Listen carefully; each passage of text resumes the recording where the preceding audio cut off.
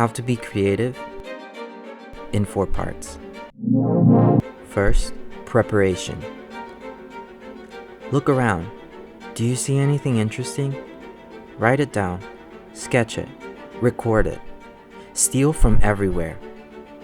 This is called lateral thinking. Imagine yourself hunting for something interesting. Next is incubation. Here you have to be patient. Whatever you're working on, drop it gently. Allow yourself to go and do something else you enjoy. Allow yourself to rest. Try having fun. Remember that resting is equally as important as working. This part is critical. Next, illumination. You've already prepared, you've rested.